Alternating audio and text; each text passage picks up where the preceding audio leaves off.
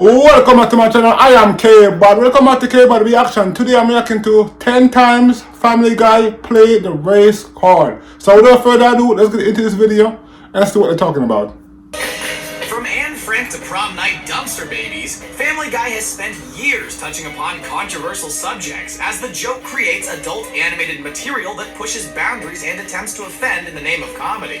Through the years, racism has been a common theme among these jokes, with almost no race left untouched. Take a look back at these insane moments and several times where the show may have taken things too far. Before you watch, click subscribe. You'll join our notification squad and be the first to know of new Screen Rant content. I'm gonna call Mahmood right now on this cell phone he gave me. Oh my god. Turban Cowboy. In the 2013 episode Turban Cowboy, Family Guy decided to have Peter befriend a Muslim man after being involved in a skydiving incident. You would think that Peter would push past stereotypes and build a bond that crossed cultures, but this is Family Guy we're talking about. In a stereotypical and racist fashion, the very first Muslim man Peter decides to befriend turns out to be a massive terrorist set out to blow up the Quahog Bridge. The outlandish plot only perpetuates the fear of Muslims. I watch this them one. all into the same group of Yeah, I watch this one. evildoers. Unbeknownst to him, Peter ends up joining the terrorist group and helps set off a series of bombs. In one of the more racist moments of the episode, Peter hops into the cab. The cab driver sees his Islamic outfit and pulls out a card with skin tones on it. The card design features lighter skin tones in the okay section and darker ones in the not okay. The quick gag expands the racist joke beyond Muslims to basically include anyone with darker skin. The episode Turban Cowboy is actually banned from re-airing, and surprisingly not because of the racist content. A quick cutaway showcases Peter driving through runners at the Boston Marathon, an animation made well before the marathon bombing. Peter, what are you doing? Oh, surely, Jerome, you don't want to stay in the same house as a ghost who carries a torch around. Peter dressed as the KKK. When the Family Guy takes plot elements of Guess Who's Coming to Dinner, you know they are going to ramp up the race content just a little bit. In the episode entitled Baby Got Black, Chris starts dating Jerome's daughter Pam, and the race jokes start almost immediately. There's smaller moments like Lois talking about the black people she knows from TV, and Brian gets a few one-liners in there just as well. as a normal The episode conversation. attempts to portray a message about white privilege, but anyone who watches Family Guy doesn't expect a true moral conclusion. One of the more racist parts Oh my god.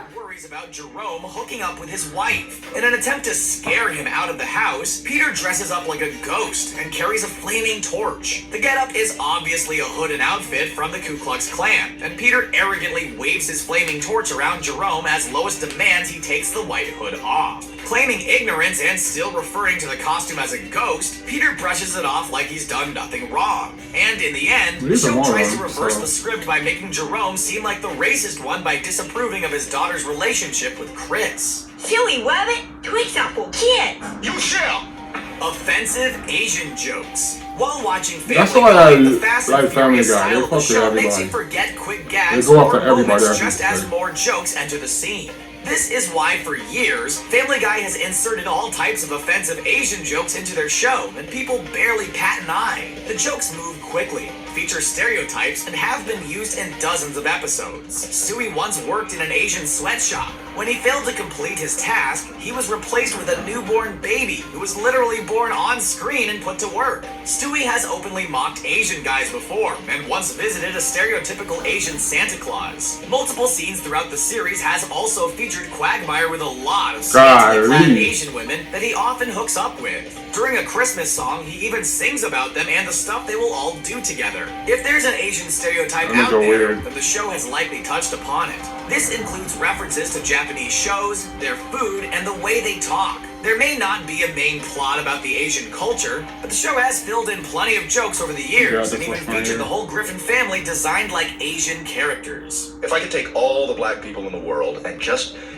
buy a farm somewhere. Oh, and whoa, let them all, whoa. Whoa, you know what? That actually, that didn't really come out right.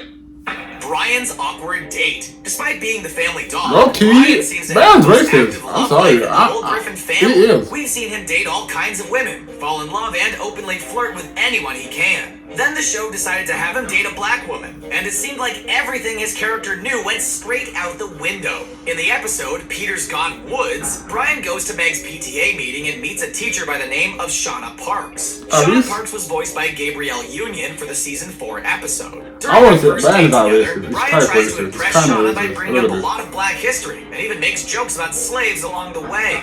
Then Brian suggests they change the name of the school to Martin Luther King Jr. Regional High School. The plan moves forward, and Brian essentially uses basic knowledge of black culture to win over someone. The episode doesn't feature the most extreme forms of racism, but Brian's history with women and his confidence shouldn't have had him resort to basic racist stereotypes when trying to woo someone of color. Changing the character's traits takes away from the comedy and results in less laughs overall.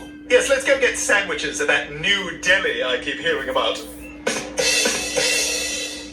Road to India. For Family Guy, quick gags and jokes are their best way of getting away with offensive material. For the episode Road to India, their typical playbook was thrown out the window, so the show could dedicate a whole episode to making fun of traditional Indian culture and the residents. In a convoluted plot that feels like something out of The Simpsons, Brian and Stewie fly off to India, so Brian can meet up with a customer service representative he quickly got a crush on. Just seconds into the episode, My guy go all the way to India for a by girl. showcasing Stewie dressed and drawn as Gandhi. The jokes continue in the episode as the characters deal with crowd, Indian customs, and take on all kinds of stereotypes, including Stewie dressing as Aladdin for no apparent reason. Anyone with Indian culture or background can easily find something to get offended with through the episode. Their journey I know through they India get offended is by disguised that. to make it seem like Brian is looking for a girl, when they are clearly there just to make fun of the culture. Hey, thanks. Watches you pee? Native American moments. The Griffin family lives in New England, an area rich with Native American history and culture. Too bad the show doesn't show any of that, and instead seems to focus on outdated stereotypes and gags that have been done by countless other shows over the years. The Native American culture has been lampooned numerous times on Family Guy, including a local trip to a Native American-owned casino. The casino featured real slot symbols with ears of corn and teepees. The Native American casino workers all featured various tribal name puns, including change for a buck and deals with his wrist. Another episode imagines the whole city of Quahog as if all the citizens were Native Americans. Entitled Life of Brian, Stewie goes back in time and gives the Native Americans guns. Using these guns, they are able to prevent European settlers from taking over. The whole Griffin family were dressed as natives, including Stewie with a mohawk hairstyle. Then there's the whole fantasy flashback where Peter claims his grandfather was a Native American chief. All of the moments rely on basic stereotypes, and any type of Native American character who appears on the show is typically wearing a head feather and some of traditional Native American clothing. Excuse me, do you know how to get to town? Yeah, it's back the way you came. I remember this. Racist animals. In an effort to get away with more racist jokes, Family Guy has a knack for turning to animals to deliver the lines. One of these animals is actually a Muppet known as Kermit the Frog. For several years, Kermit the Frog has been parodied on Family Guy, used in random scenes and even appearing with other Muppet pals like Miss Piggy. During one scene, we get to see Kermit's racial tendencies come out as he plays a banjo in his swamp. While strumming along, an African-American man rows up in a canoe and asks for directions. Out of nowhere, Kermit pulls out a shotgun and tells the man to go back the way he came. Kermit isn't the only animal Family Guy creator Seth MacFarlane has used over the years to deliver racist jokes. For his Family Guy-inspired web series Cavalcade of Cartoon Comedy, there is a short segment featuring a horse in a bar. When the other bar patrons make a joke about the horse, he retaliates with a racist black joke of his own. MacFarlane has added layers to the jokes by including the various animals, but when you break things down, racist jokes are racist jokes, especially when they're originally written by a bunch of white guys. I need you to step out of the car, sir. Peter, there's gotta be a better way. He's got a knife! Oh my god, OD. racist police officers. In some cases, Family Guy can showcase racism through gags or jokes while trying to get a point across. Throughout multiple seasons of the show, Family Guy has touched upon the mistreatment of African Americans by police officers. While these moments are done in humorous ways, the racist messages are often more critical of the cops more than anything. And before he got his own spin-off show, Cleveland was often the victim of these racist police attacks. During one scene, Cleveland is an advanced police van which attacks him and plants a gun on him. In another episode, Peter becomes a cop and beats Cleveland down in order to make their interaction feel more realistic. Then Joe, a real cop, pulls up and joins in on the beating. Family Guy even did a whole song dedicated to African Americans celebrating the disappearance of cops as they were ordered to South America. Oh yeah, I remember that Entitled one. A Brand New Day, dozens of black citizens unzip their white skin costumes and rejoice now that the That's police kind of a force is bad out of story. town and everyone is able to roam freely. Not only has the show featured cops, but multiple jail scenes that focus on racist elements, including Cleveland, Peter, Joe, and Quagmire getting pulled over by a racist Southern cop and getting sent to prison. What the hell? Holy crap, I'm black!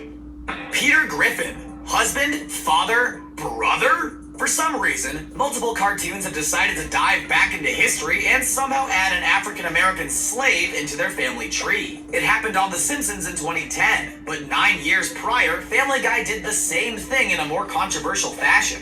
By adding a black family member to the Griffin family tree, the writers and animators on the show use it as an excuse to get away with making race jokes than they ever have before. The episode in question is Season 3's Peter Griffin, husband, father, brother? Here, we learn about Nate Griffin, a long-lost black relative who basically looks like an African-American version of Peter. Not only does Peter have black family members, but his ancestor just happened to be a slave. Then Peter basically mocks slavery and the torture real people went through by trying to cash in on reparations. The episode feels awkward to watch and has a lot of backwards thinking when it comes to the views and treatment of the history of slavery. A comedic animation doesn't need to have these deep and moral lessons, but it also doesn't need to mock the ancestry of slaves and the struggles everyone went through for so many years. I gotta get a Greenstein or a Rosenblatt of my very own. I Need a Jew. If there's a song on Family Guy Oh, that I remember I tone Need a is typically Jew. matched with some pretty controversial lyrics. Musical numbers like Iraq Lobster and Down Syndrome Girl push the limits when it comes to content. But when you consider racist songs, I Need a Jew takes the cake. Using Jewish stereotypes, Peter longs to have a Jewish accountant help fix some of his money woes. The song features a number of Jewish visual references along with lyrics referring to typical Jewish last names, a stereotype of them whining, and the ways they are able to save money.